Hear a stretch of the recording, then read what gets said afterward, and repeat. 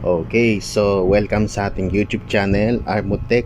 So, shoutout sa mga nanonood sa ating YouTube channel at Facebook page. Magandang araw sa inyo. At ang topic natin ngayon ay kung paano daw kung paano daw mag-set up o kung paano daw magtanggal ng feedback ng Mabisa, kung paano daw magtanggal ng feedback. So naalala nyo yung vlog natin, yung patungkol nga dito sa anti-feedback na sinasabi. So kasi ang ginamit ko doon sa Natura Vlog ay itong 10 band graphic equalizer. So ngayon, bumili tayo ng 200 o sabihin nating 31 band graphic equalizer, dahil ito naman talaga yung pinakamabisang paraan para matanggal yung feedback. So habang nire-reset natin to, wag natin kalimutang subscribe ang ating YouTube channel.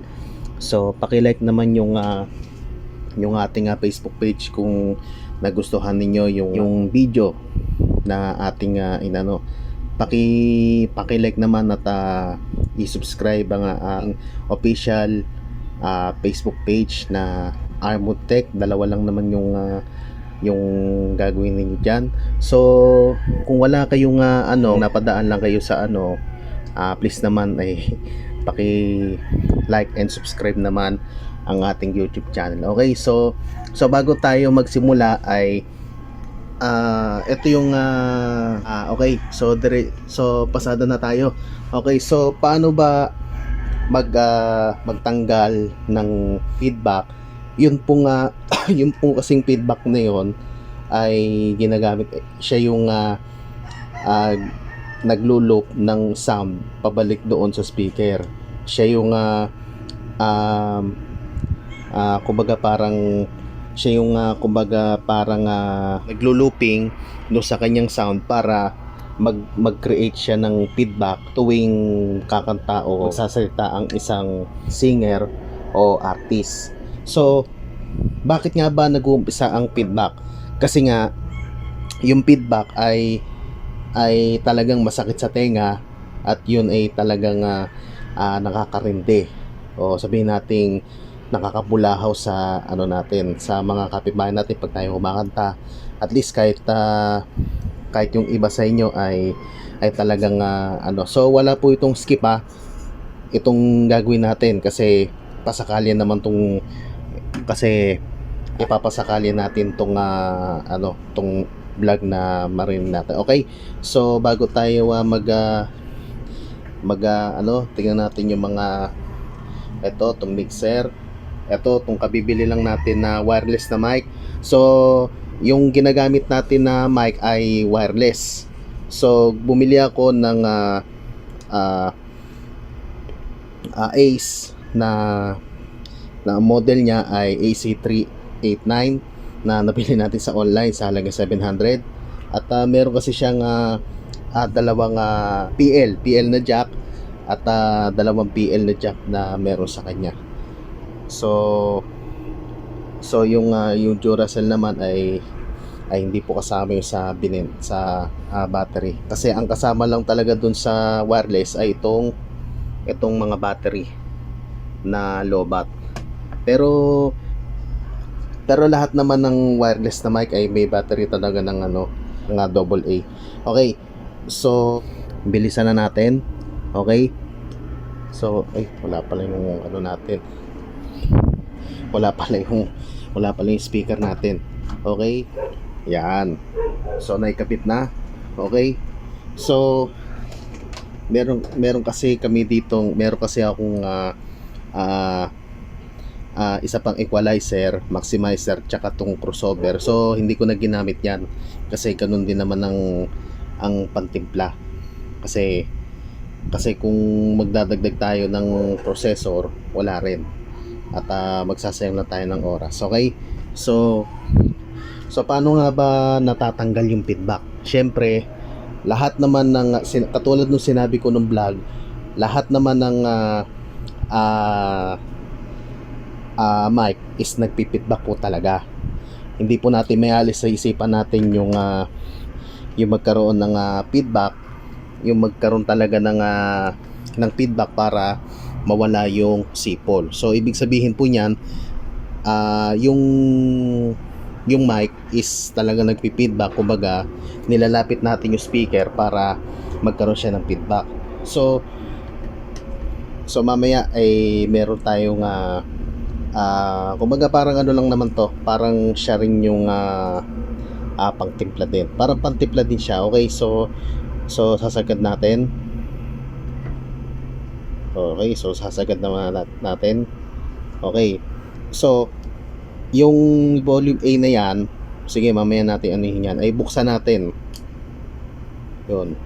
So dito nakasalpak yung mic. Tapos dito, so sasagad natin. Sagad natin dito sa okay. So okay lang yan kasi so naka-feedback ko talaga yan ha. Okay. So okay lang ho yan. Ayun. Okay. So ganyan po ang system ng feedback. Ganyan po yung ano ng feedback. So lahat kasi ng mic is nagpi-feedback talaga. Kaya palagi nating sinasabi na hindi pwedeng ilapit ang ang mic sa speaker para maiwasan yung feedback. So itong mixer ay nakakonect dito sa 31. Ayan, 31 band graphic 31 band graphic equalizer. So paano natin matatanggal yung feedback? Siyempre, yung pagtanggal ng feedback ay madali nga kasi nung binili ko to sa Lazada, madali nga siyang gamitin pero mahirap itimpla.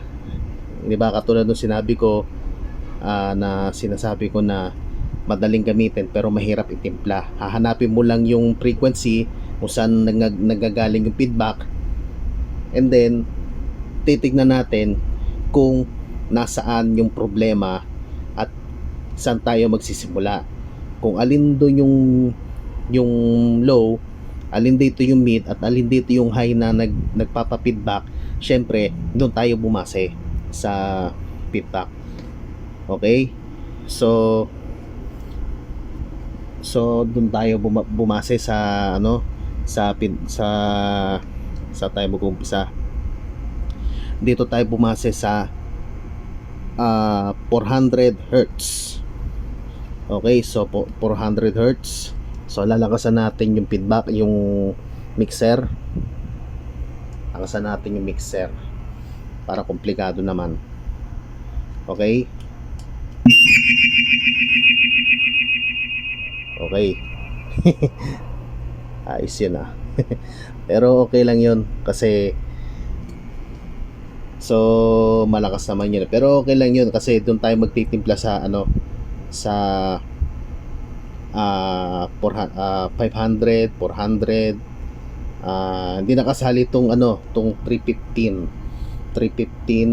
Pare-parehas yan. 315 is 315. Same din yan, channel 1, channel 2. Okay, so saan tayo mag-uumpisa? Okay, so simula tayo sa 315 muna. Static. Okay lang. Okay, 315. So babase tayo. So bababa natin. Ba't ba nagkaroon ng static to? Pero okay lang. Babaan natin. Yun. Pero nung binili ko to, walang static pero nakuha lang siguro to sa Alikabok.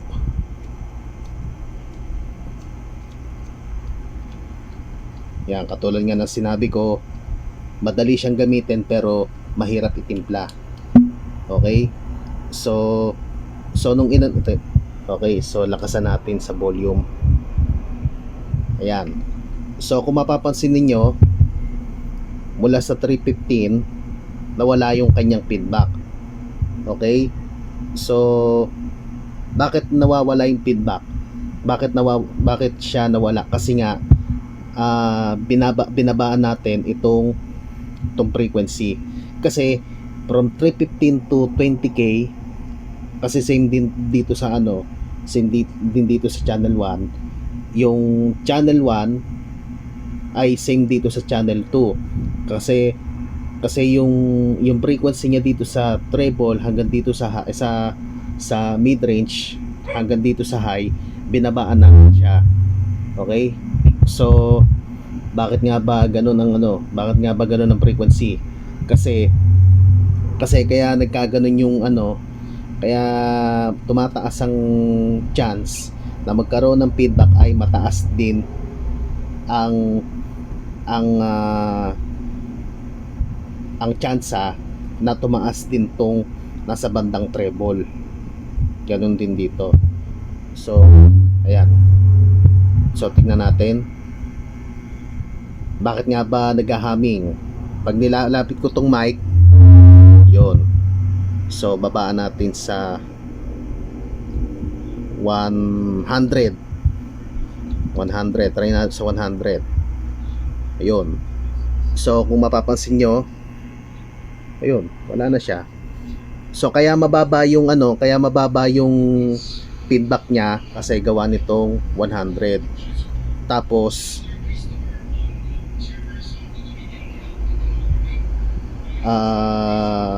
from 100 to 20k. Tapos yung ano niya, tapos ganun din dito sa channel 2. Okay. So umpisa tayo sa ano, sa channel sa 100. Dito tayo sa 100. Okay. So nakalapat dito yung mic dito sa speaker. Okay, so 100. Sasalita ako. Hello. Okay. So wala siyang feedback. Kasi dito wala tayong sinetup dito na low, mid, high, tapos nakakitna sa gain. Okay. So bakit ko nga ba binabato? Kasi nga siya yung mata ko sa feedback. Ayan. So dito 100, from 100. Okay, so pasadaan natin from 100. Ayan, 100. Malakas po ito sa ano sa base. Okay, meron dito. Yun. So yung mixer, so yung equalizer niya ay nanggaling po dito sa mixer. So magtataka kayo bakit umuugong, bakit naungol, kasi nga dito sa dito yan sa equalizer.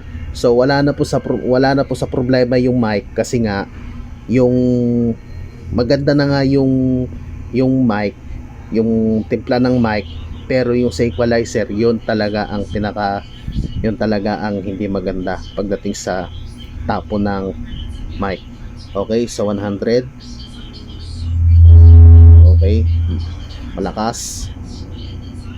Okay, so 125. Dito tayo mag-umpisa sa 125 125.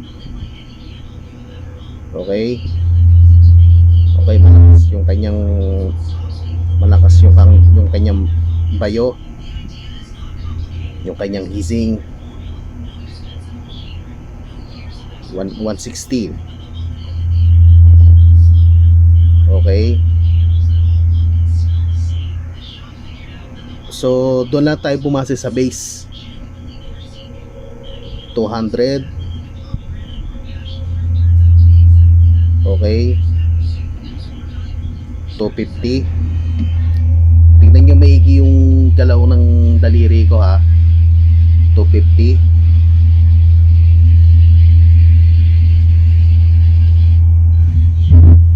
So ito yung nakadepende po ito sa frequency 315. Wala. Ay, meron konti nga lang siya. 400.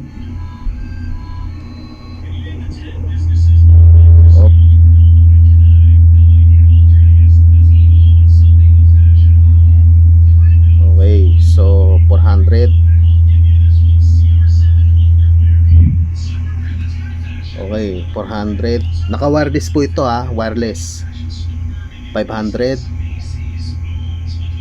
500. Yan. Okay. So medyo ano lang ito ha, medyo ma-feedback po talaga to ha. Yan. So dito. Ito 630. Yan.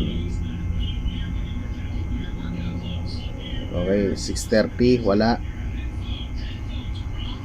Yun, 630 wala. So lakasan natin yung mic. Okay, so okay. Okay siya.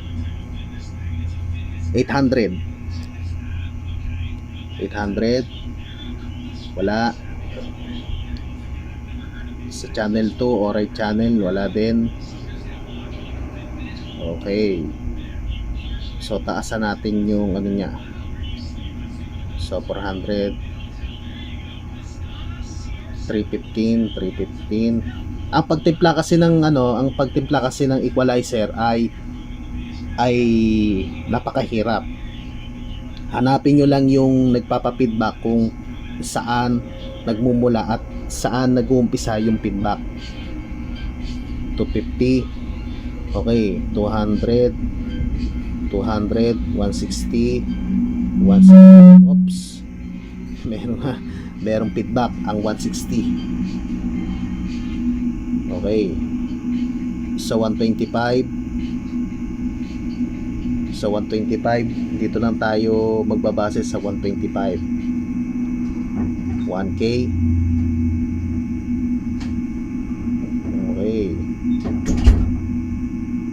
1K. Wala.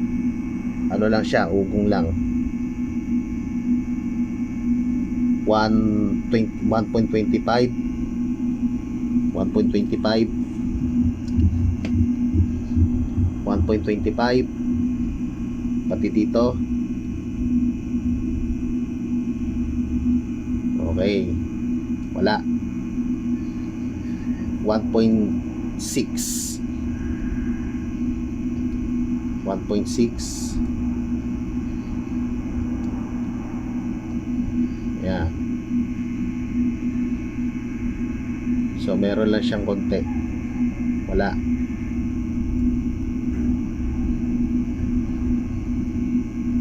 Okay.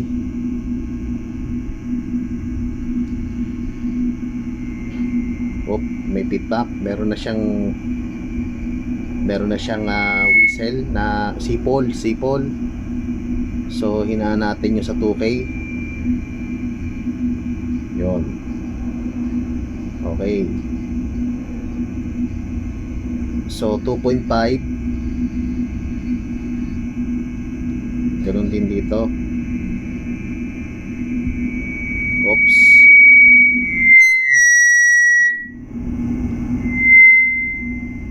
2.5.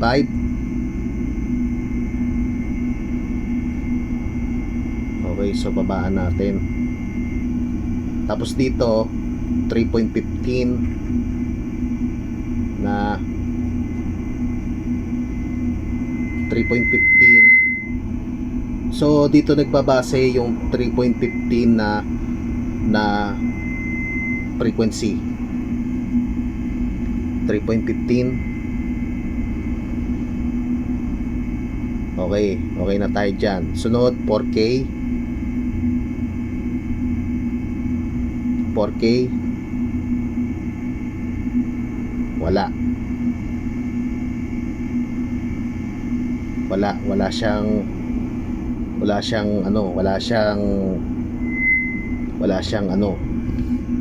totally feedback. 5K.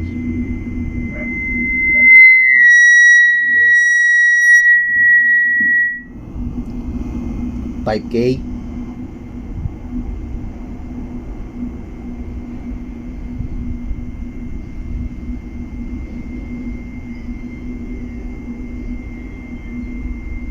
So inanahan lang natin yung So tandaan nyo mga kaibigan na nakabukas po itong mic para may adjust natin, para may tapat natin sa speaker at para matanggal din yung feedback. Okay? So 6.3. So 6.3 tayo. Feedback po yung nasipol na yan ha, feedback.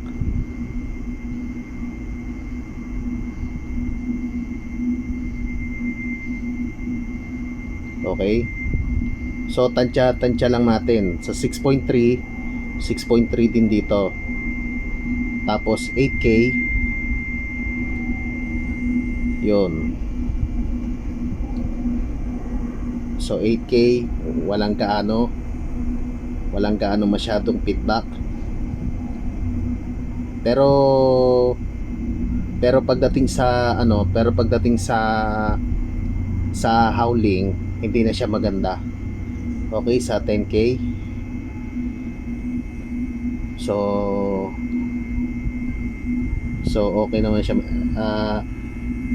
Lakasan natin yung sa yung sa volume 12.5, walang gaano. 12.5 walang gaano yan. 16K walang gaanong feedback. At last yung 20K static pa may static pa masyado. 20K na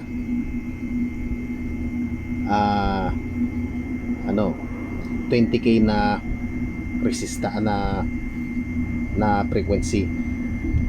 Okay.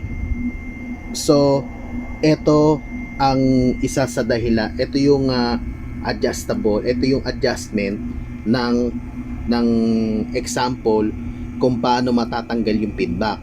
So bakit nga nagwi-whistle yung bakit nga ba nagwi-whistle yung speaker?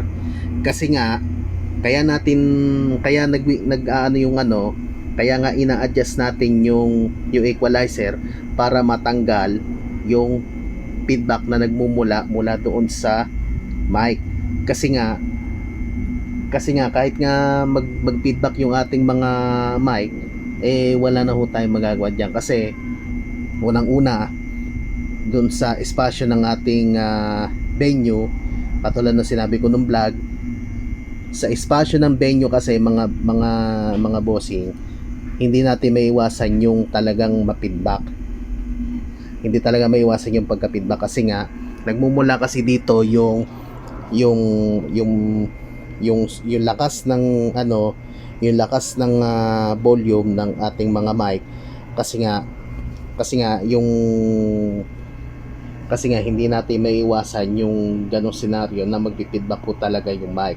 Magpi-feedback lang talaga yung mic kung nasa venue, at kung nasa labas man yung natin, yung speaker natin, at kung nasa labas man yan, ay pwede natin siyang gamitin basta walang kulob na pwedeng makapag-feedback o makapagsagap ng mic na posibleng maanuhan ng feedback, masagap din ng feedback. So bakit nga ba nagpi-feedback? Unang-una, yung sa equalizer. Pangalawa, yung sa espasyo ng venue o ng Pangatlo, yung hindi sapat na kapasidad ng kwarto o bahay na pwedeng makapag-feedback sa inyong speaker. At yung pang-apat na lagi kong sinasabi at lagi kong ginagawa ay dapat hinihinaan itong mic. Kasi unang-una, kapag nakasagad po yung mic, ibig sabihin dito yung nagmumula yung sinasabing feedback. Nakasagad yung mic kaya nagpi-feedback. So ang gagawin na lang natin, kagaya ng sinabi ko nung vlog, ay hinaan to. So kaya hindi ko to ginamit kasi nga baka isipin na nandadaya lang tayo, hindi naman natin ginagawa yan. Bagkos ang ginagawa natin dito ay ginagawa lang natin yung magagawa natin para hindi mo masira yung ano natin, yung ating speaker. So unang-una, kaya kaya kaya ho sinasabi ho namin sa inyo ay para naman matuto yung iba paano paano ma paano matatanggal yung feedback. So unang-una talaga diyan ay tansya-tansyahin nyo yung sobrang tunog at yung clarity ng mic para mawala yung feedback. So unang-una, ang dapat natin gawin ay maghanap ng pwesto. Maghanap kayo ng pwesto ng kung saan doon safe ang speaker sa feedback. Pangalawa, yung pagtimpla ng frequency gamit nitong mixer. Kung choice niyo na na gumamit kayo ng mixer sa pagtimpla, pwede. Kung walang ampli, kung walang equalizer, pwedeng ampli, pwede, o kaya pwede yung itimpla dito, pwede. Tapos ang pinakamailam lang talaga sa mga merong 31 band ay itong 31 band graphic crossover na gagamitin ninyo sa mga venue. Ngayon yung 31 band, kaya ho natin sinasabi to kasi nga yung mga nagsasabing ay pangit talaga yung 31 band, ay pangit ganito, pangit yung ganitong unit. Kasi ho, kaya natin ginagamit ito para maiwasan yung feedback at may timpla kung ano yung nandito sa feedback na sinasabi. Kasi unang-una, hindi naman natin masasabing magpi-feedback yung mic, magpi-feedback si so lahat ng mic is nagpi-feedback talaga. Hindi natin sinasabing hindi natin sinasabing nagpi-feedback yung mic kaya lumalapit sa speaker, 'di ba? So ngayon, kaya ho sinasabi ko lang ho sa inyo na pag kayo, pag kumakanta kayo o nagsasalita, kailangan mawala itong feedback. So pag naitimpla yung music ay yung sa equalizer, apektado yung music. Kasi yung music na nakukuha nyo doon sa mixer, pwedeng pumangit, pwedeng bumaho yung tunog. Kaya ganun ho talaga ang trabaho ng mic.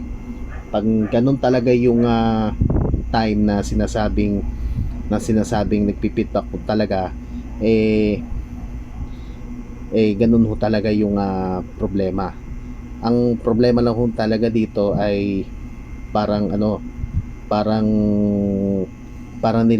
sinasadya mo na nilalapit mo yung mic sa speaker para magkaroon ng feedback at sabihin natin wag na natin masyadong masisira yung tenga ng mga nakikinig, 'di ba? Ganun ho talaga yung trabaho ng isang sound enthusiast natin. So hindi ko lang kasi hindi ko lang nagamit to. By the way nga pala, itong syempre tapos na tayo sa ito yung ginagamit ko sa buwanan na pag-setup. So unang-una ang ginagawa ko dito, from mixer to crossover, from crossover to yung connection nito yung crossover, from crossover to maximizer ay syempre from maximizer to crossover, 'di ba? Yung low nito ay papunta dito sa 502H. Tapos yung mid high naman, yung mid ay papunta dito sa 15 band graphic equalizer. Tapos ito papunta dito sa 502C. Kaya hindi ko sinetup kasi mahaba yung oras na gagawin nating pagse-setup. Kaya hindi ko na ginamit. Okay? So ito nga palang wireless ay sa mga hindi ho nakakaalam, bakit nga po ba nag-uugong? Kasi ang dami kasi may nagreklamo sa akin dito bakit daw umuugong, bakit daw umuungol yung mic nung nabili ko to sa Lazada. Kasi 'di ba naka-max yan, may sikreto yan. Yung volume, kasi ito dalawa yan yung volume niyan, pag inano mo siya dito, diba mababa siya dito, mababa siya. Ngayon yung volume niya na nandito sa wireless ay magmumula siya dito sa crossover from maglo-low siya. Yung sinasabing maugong, yung maugong na sinasabi yon. Pero pag sinagad mo siya dito from dito, kasi yung sinasabing maugong, masasagad siya dito. Yan, sasagad natin siya dito. Ayan, nakasagad na siya hanggang makarating siya dito sa matinis na tunog. Yan po yung matinis na tunog na inaano ko sa inyo. So, bakit nga ba bakit kaya ganito tong bakit kaya ganito yung mic? Ang pangat ng tunog. Kasi nga gawa nga nitong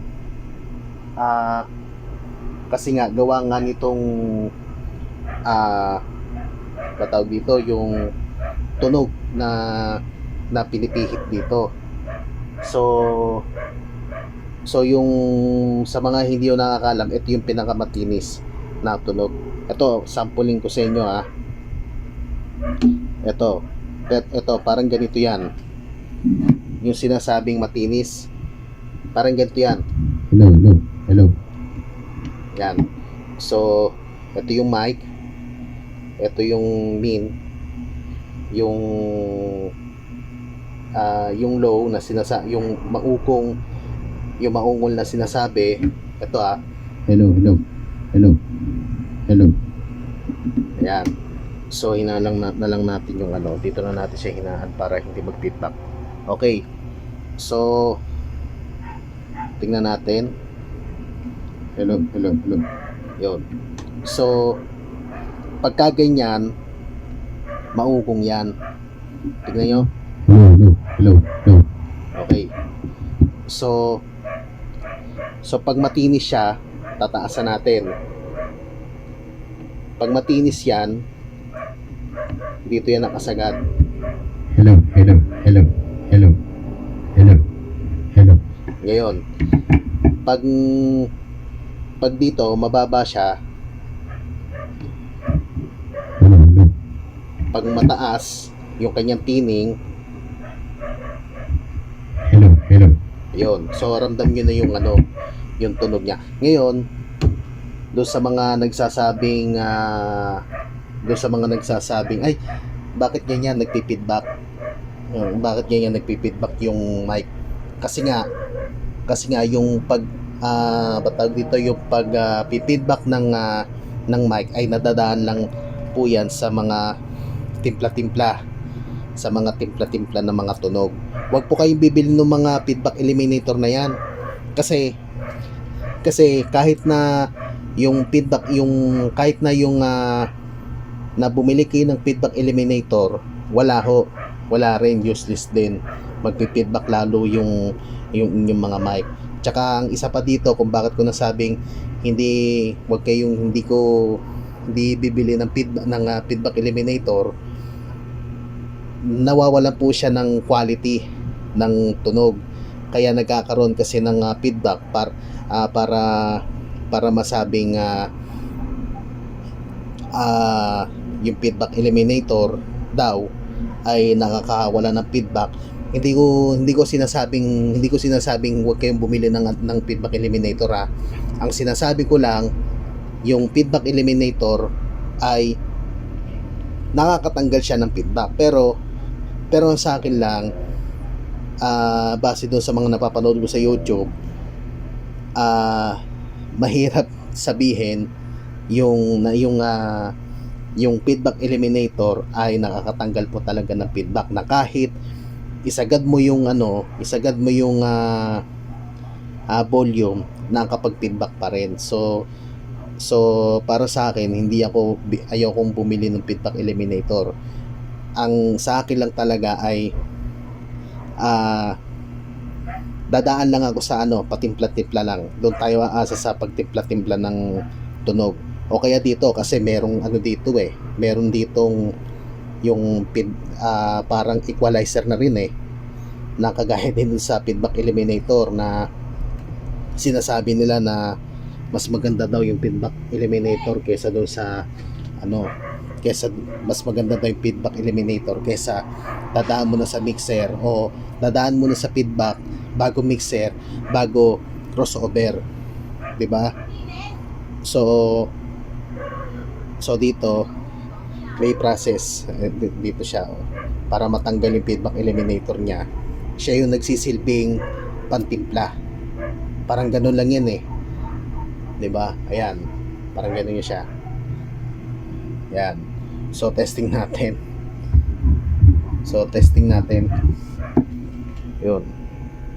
Yun, naka siya naka anti-feedback siya. Hello. Ayan Ngayon, tataasan natin siya. Pataasin natin. Okay. So, tingnan natin. So, pataasin natin. Okay. So, nagpipitback pa siya. Okay, so okay na yung mga niya, okay na yung kanyang frequency. Okay na yon. Okay, so mababa pa. Ito pala may low, mid, high pala ito. Kaya hindi ko alam. Kasi nagtataka kasi ako bakit maugong. Yun pala. Ayan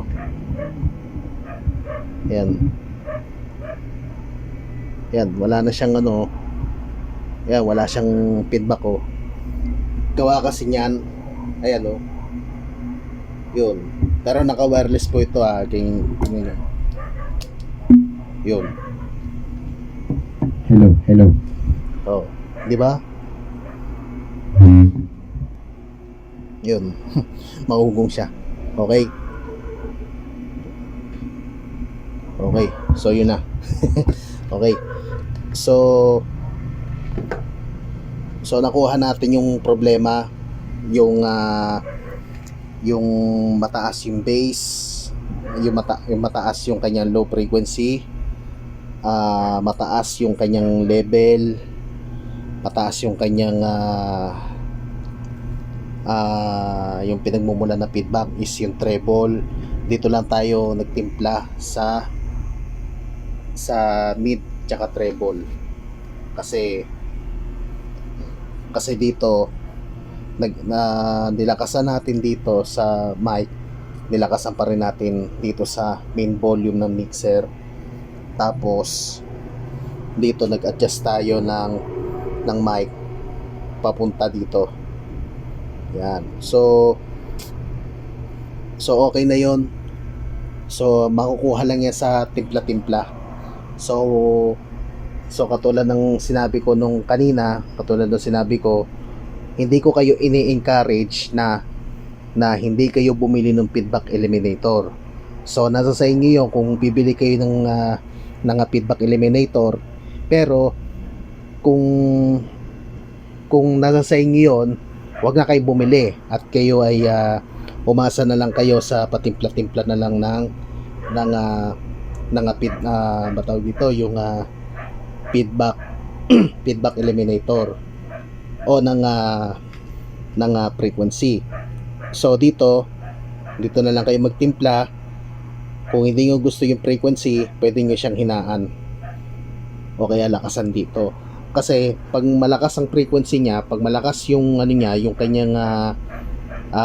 kanyang lakas, pwede nyo siyang iano, pwede nyo siyang anuhin kung maluwag yung espasyo ng venue o kaya ng mga ano nyo, o kaya ng mga parang malayo, parang malayuan yung sa remote area. Okay? So hindi ko kayo ini-encourage na bumili kayo nun hindi ko kayo pinipilit na huwag bumili nun.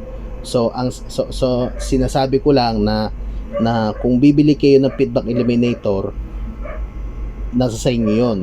Pero kung talagang hindi kayo bibili nung feedback eliminator na yan, okay lang. Pero sa akin, patimpla-timpla na lang. So talagang talagang very hassle kung gusto nila na bumili ng so dito patimpla-timpla na lang sa 31 band. So maganda tong 31 band, maganda po yan.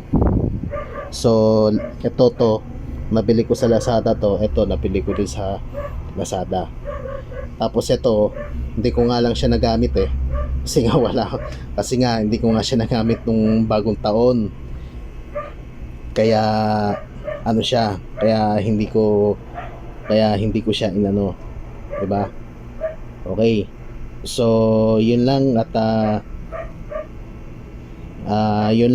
maraming salamat sa inyo lahat at huwag kalimutang i-subscribe ang ating YouTube channel, Armutech, at huwag kalimutang i-follow ang aming social media pages sa Facebook. Meron tayo niyan sa Facebook at active tayo diyan sa mga vlog na aanuhin natin. Okay? So, yun lang at maraming salamat sa inyo lahat at paki-like and subscribe naman para makakakuha tayo ng panibagong video sa ating Facebook and YouTube channel. Yun lang at maraming salamat po.